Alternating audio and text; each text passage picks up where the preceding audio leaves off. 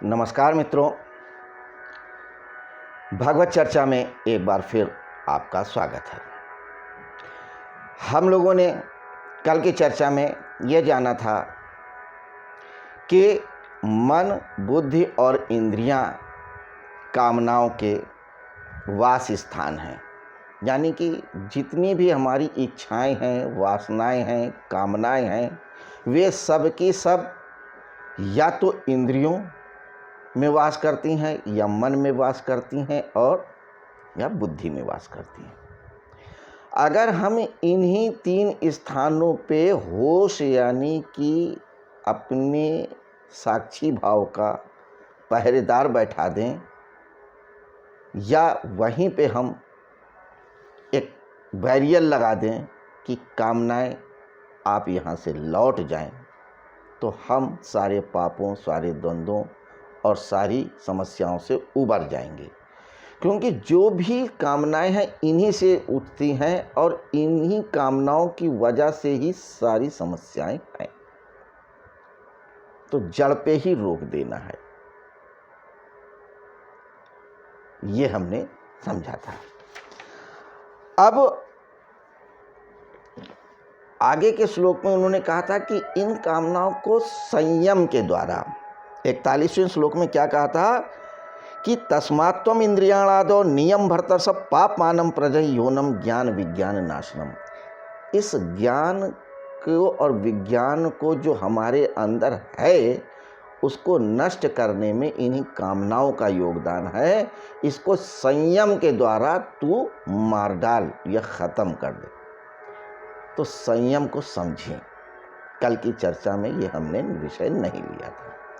संयम का अर्थ है कि जब भी कोई कामना रुके तो उसको रोक दो, संयमित कर दो, चेक कर दो, यही है संयम। लेकिन संयम का अर्थ सामान्यतः लोगों ने उल्टा लिया है।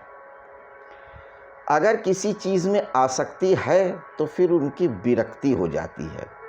यानी कि अभी मन को एक दिशा में दोलित कर रहे हैं तो फिर विपरीत दिशा में चले जाते हैं। मन की वैसे एक विशेषता होती है, वो मध्य में नहीं रहता है, वो दोलन करता रहता है, हिलता डुलता रहता है।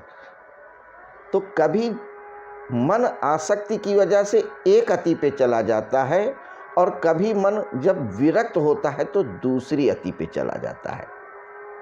जैसे एक व्यक्ति की भोजन में बहुत ज़्यादा आसक्ति है और किसी दिन उसे यह बोध हो जाए कि भोजन ही हमारी समस्याओं का जड़ है, भोजन से ही हमारे मोटापा बढ़ रहा है, हमारे अंदर आलस्य आ रहा है, हमारे अंदर और दूसरे रोग आ रहे हैं, हम इस भोजन को ही छोड़ देते हैं और वो व्रत रहना शुरू कर दे या धार्मिक वजहों से व्रत रहना शुरू कर दे। और फिर वो व्यक्ति इतना व्रत रहता है कि उसका शरीर ही दुर्बल हो जाता है, एक नया रोग पैदा कर लेता है। तो दूसरी अति में चला गया है। एक व्यक्ति काम वासना से पीड़ित है, बहुत पीड़ित है, सारी ऊर्जा उसी की लगी रहती है, उसी में, काम वासना में। लेकिन एक दिन बोध होता है कि यह काम वासना हमारी ऊर्जा को नष्ट कर रही है, वह छोड़ देता है, जबरदस्ती छोड़ता है। नतीजा क्या होता है कि उसके अंदर जब भी काम वासना के योग होता है उसको मार डालता है, तब वह दूसरी अति पे जाता है। तब क्या करता है कि ऊपर से तो नहीं करता है, काम वासना में लिप्त होता है, लेकिन मन में रहता है। जो व्यक्ति भोजन में आसक्त रहता है, जब भोजन छोड़ता है तो वैसे तो भोजन नहीं कर रहा है लेकिन मन में भोजन करता है, यह दूसरी अति है। तो इसीलिए संयम की बात कर रही है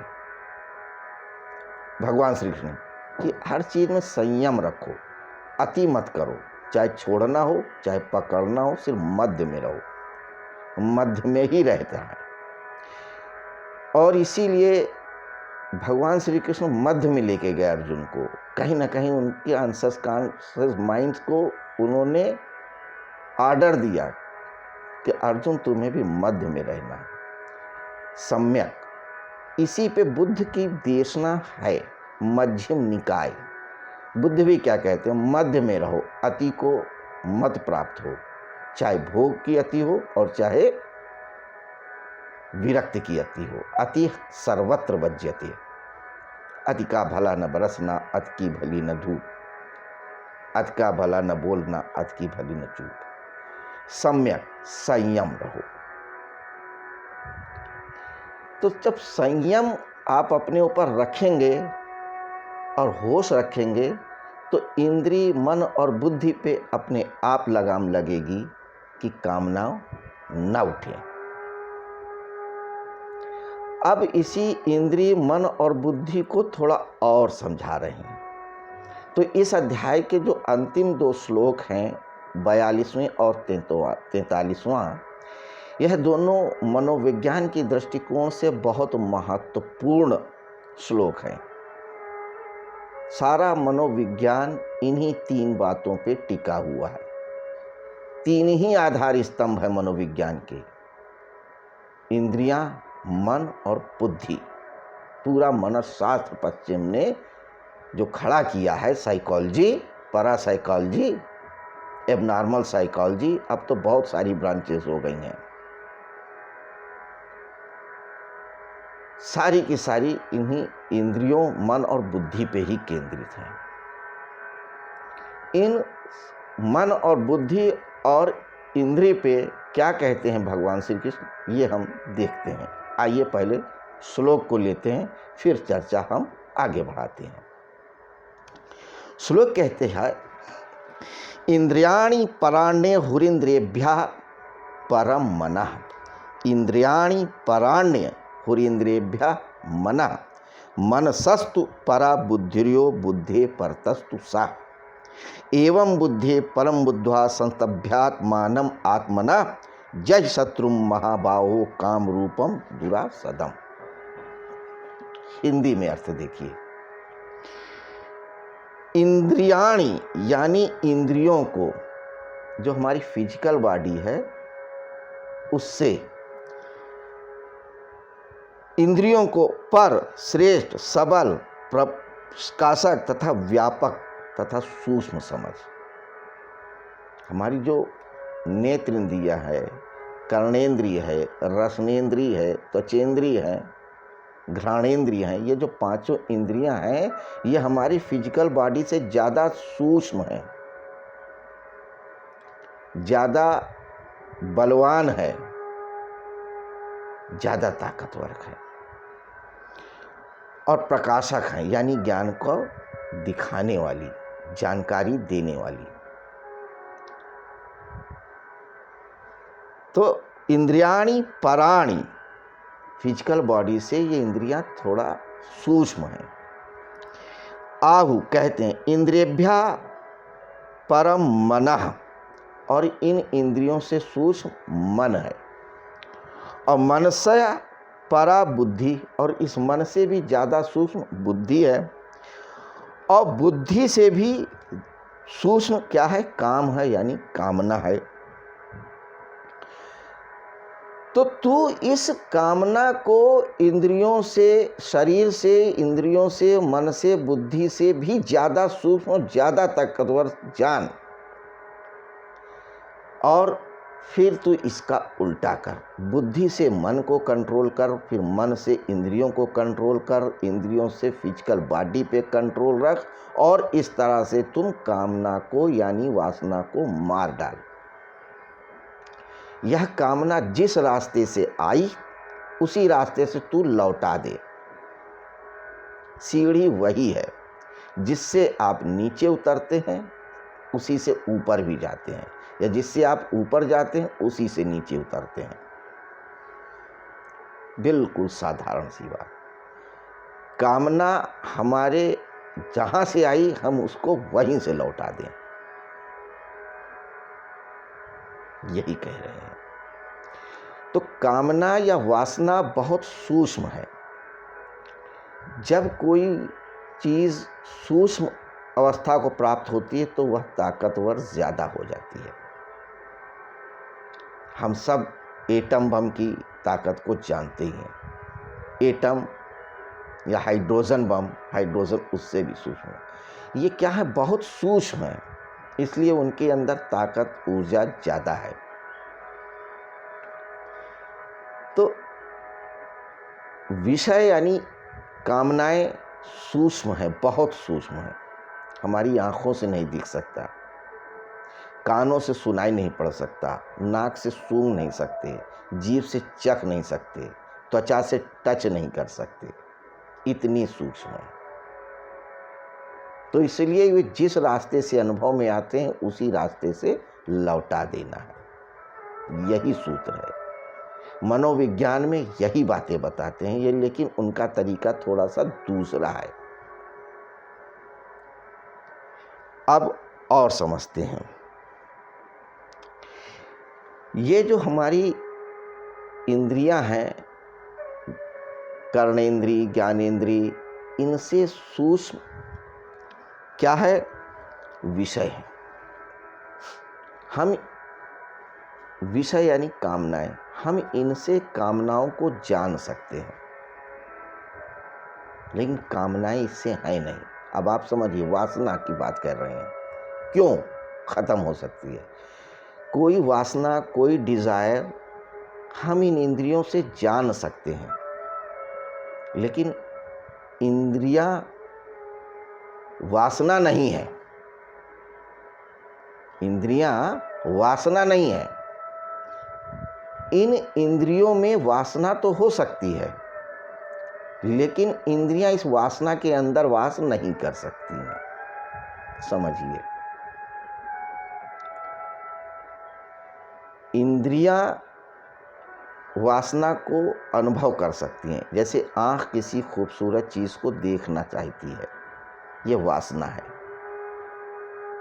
तो ये वासना आपकी आँखों में है, लेकिन आँख वासना नहीं हो सकती है। कोई दृश्य आपको अच्छा लगता है, आप कह देते हैं वो दृश्य मेरी आँख में कैद हो गया, लेकिन आपकी आँख उस दृश्य में कैद हो गई, क्या कोई ऐसा कहता है? नहीं कहता है। इसका अर्थ यह है कि जो डिज़ायर है यानी वासना है, वो आपकी इंद्रियों में तो वास कर सकती है, लेकिन इंद्रियां वासना में नहीं वास कर सकती हैं। तो अब आप समझिए कि आप अगर इंद्री को कंट्रोल कर लें तो आपके अंदर वासना नहीं आएगी। किसी खूबसूरत चीज़ को देखने की कामना है, वासना है, तो आप इंद्रियों को रोक सकते हैं, उसको रोक सकते हैं। आँख को कह सकते हैं कि तू मेरे अंदर आँख में मत आ। ऐसे ही कान है, किसी संगीत को, किसी मधुर बात को सुनना चाहते हैं, उसकी बात मेरे कानों में लग गई, लेकिन कान तो किसी की बात में नहीं लगते ना। जिह्वा है, आज हमने जो भोजन किया उसका स्वाद आज भी मेरी जीभ में है, लेकिन जीभ तो उस भोजन पे नहीं रुक गई ना। इंद्रियां विषयों में नहीं रहती हैं, जबकि विषय ही इंद्रियों में रहते हैं, ऐसा कह रहे हैं भगवान श्री कृष्ण इस श्लोक में। तो अब इंद्रियों से सूक्ष्म मन है। मन मनन करता है, मन सब इंद्रियों को जान सकता है, लेकिन इंद्रियां मन को नहीं जान पाती हैं, या दूसरी इंद्री की बात नहीं जान पाती है, ऐसा समझिए। अगर नेत्र आपके दृश्य देखते हैं तो वो स्वाद को नहीं जानती हैं। जिह्वा सिर्फ स्वाद को जानती है, उस दृश्य को नहीं जानती है। त्वचा सिर्फ स्पर्श को महसूसती है, दृश्य को या स्वाद को नहीं जानती। कान सिर्फ ध्वनियों का अनुभव करते हैं, लेकिन दृश्य, स्वाद या त्वचा का, स्पर्श का अनुभव नहीं कर पाते। लेकिन मन इन सभी इंद्रियों के विषयों को जानता है। बात समझ, इंद्रियां सिर्फ अपने विषयों के बारे में जानती हैं, लेकिन मन सभी इंद्रियों के बारे में जानता है कि आँख को क्या पसंद है, नाक को क्या पसंद है सूंघना, जीवा को क्या खाना पसंद है, कानों को क्या सुनना पसंद है, त्वचा को क्या स्पर्श पसंद है, ये मन जानता है। तो मन सभी इंद्रियों को जानता है, इंद्रियां अपने ही विषयों को जानती हैं। तो मन थोड़ा ज़्यादा ताकतवर है। तो इसी वजह से मन सब इंद्रियों को घुमाता है, रोटेट कराता है, वो रिंग मास्टर बन गया है सारी इंद्रियों का। तो सभी ज्ञानेंद्रियों और कर्मेंद्रियों का रिंग मास्टर मन है। तो अगर हम मन को कंट्रोल में ले लेंगे तो इंद्रियां भी कंट्रोल में आ जाएंगी, क्योंकि वो उसका मास्टर है।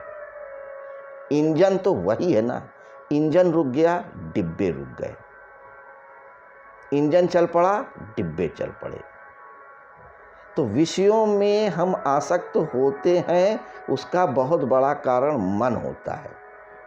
मन को हम कंट्रोल करें, लेकिन मन खुद कुछ नहीं कर पाता जब तक वो निर्णय न ले कि हमें इस विषय में आसक्त होना है या विरक्त होना है। यह निर्णय बुद्धि लेती है। तो जब तक बुद्धि निर्णय नहीं लेगी, मन ऊहापोह में पड़ा रहेगा, अनिर्णय में पड़ा रहेगा। यह तो सोचेगा कि इस विषय में आसक्त हो या विरक्त हो, या कार्य करें या ना करें। मन तो ललचाएगा मगर निर्णय नहीं ले पाएगा। निर्णय तभी लेगा जब बुद्धि उसका साथ देगी। यह निर्णय बुद्धि ही ले सकती है। निर्णय का कार्य बुद्धि का है।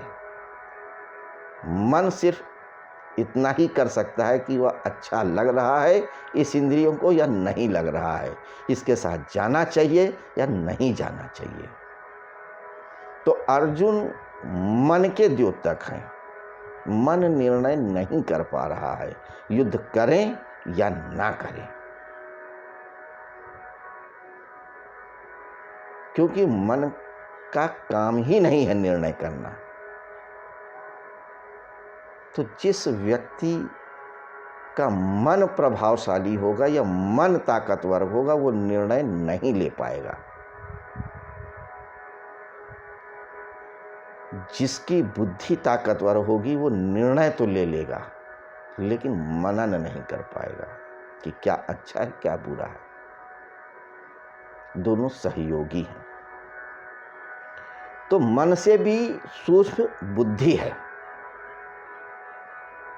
यही कह रहे हैं। तो विषयों को, इंद्रियों को कौन सा विषय अच्छा लग रहा है, किस विषय की कामना है, यह मन के द्वारा ही समझा जाता है और उसको बुद्धि निर्णय लेती है। और इसको जानता है अहम, यानी स्व। तो स्व में स्थित होने की बात इसीलिए कह रहे हैं कि जब जो स्व में है, जो जानने वाला है, जो चेतन स्वरूपा है, जब वो इससे डिटैच हो जाता है। हालांकि स्व जो आत्मा है वो किसी से अटैच और डिटैच नहीं होती है। अब थोड़ा सा समझिए। ऐसे हम लोगों ने अपनी चर्चा में ये जाना था कि हमारा पूरा व्यक्तित्व जड़ और चेतन यानी परा और अपरा दो सत्ताओं का योग है। आत्मा परासत्ता है जो सिर्फ महसूस कर सकते हैं, न देख सकते हैं, न छू सकते हैं, न चख सकते हैं, न जान सकते हैं, सिर्फ अनुभव आती है। तो परे है, वह निर्लिप्त है, वह अकर्ता है, वह भोक्ता भी नहीं है, सिर्फ जानती है। और जड़ तो जड़ है, जड़ जानता नहीं है। तो जो जड़ है वह आसक्त नहीं हो सकती है किसी चीज़ में, और चैतन्य तो आसक्त है ही नहीं। तो जब जड़ और चेतन का संयोग होता है तो उसे ऐसा लगता है कि मैं कर्ता बन हो गया हूँ। तो जो ये कर्तापन का जो भाव होता है यही आसक्ति पैदा करता है। और करता हूँ यह कौन जान कहता है? बुद्धि कहती है और मन एक्सेप्ट करता है, इंद्रियां उस पर क्रियान्वयन करती हैं। तो जैसे ही आप इस रिवर्स गियर में चलते हैं और बुद्धि के पास पहुंचते हैं और साक्षी भाव से देखते हैं कि मैं तो करता हूं ही नहीं, करता कौन है? प्रकृति। प्रकृति ही करता है कि प्रकृति ही भोगता है, प्रकृति ही सब कुछ है। हम तो सिर्फ दृष्टा हैं, सिर्फ जानने वाले हैं। वहीं डिटैचमेंट हो जाता है विषयों से, वासनाओं से। इसीलिए भगवान श्री कृष्ण कहते हैं पहले अध्याय में ज्ञान योग में कि सिर्फ जान लेना ही महत्वपूर्ण है, अल्टीमेट है। आप जान गए कि कर्ता तो कोई और है, प्रकृति है, हम तो सिर्फ साक्षी भाव हैं, हम कुछ नहीं कर रहे हैं, प्रकृति ही कर रही है। जब हम करता ही नहीं हैं और कर ही नहीं सकते हैं तो फिर काहे की आसक्ति और काहे की विरक्ति? और न जब आसक्ति है और न विरक्ति है तो कामना भी नहीं है। इसीलिए भगवान श्री कृष्ण ने ज्ञान योग पहले दिया कि जब आप जान लेते हैं तो आप पार हो जाते हैं। लेकिन जब आप सिर्फ जान करके नहीं अलग हो पाते हैं तब कर्म की बात करते हैं। ऐसे जानो तो दूसरा रास्ता अपनाते हैं। तो मन, बुद्धि और इंद्रियां, इन तीनों को तू होश पूर्वक जान करके, साक्षी भाव हो करके, मध्य में आकर के तू इन कामनाओं से हट जा और अपने स्वरूप में स्थित हो जा। तब तू कर्म कर तो कोई संशय, कोई पाप कुछ भी नहीं रहेगा, सिर्फ तू रहेगा, आत्मन रहेगा। तो कर्म योग का यही मुख्य देशना है, यही मुख्य बात है, यही समझना है। तो हम मन भी नहीं है, बुद्धि भी नहीं है, इंद्रिय भी नहीं है, सिर्फ ज्ञाता है, आत्मन है। सत्य की बात करें तो वैसे तो हैं हम सब जोड़ ही, परा और अपरा सत्ता के। तो यहीं पे आकर के कर्मयोग नामक तीसरा अध्याय हमारा पूर्ण होता है। अब आगे हम चौथे अध्याय में प्रवेश करेंगे। तो चौथे अध्याय में क्या कहते हैं, क्या बताते हैं, ये हम लोग अगली चर्चा में देखेंगे। हमें उम्मीद है आपको रोज़ की तरह यह चर्चा भी पसंद आई होगी। अगर पसंद आई है तो हमारे साथ इसी तरह से बने रहें और भगवत चर्चा का आनंद लेते रहें। नमस्कार मित्रों।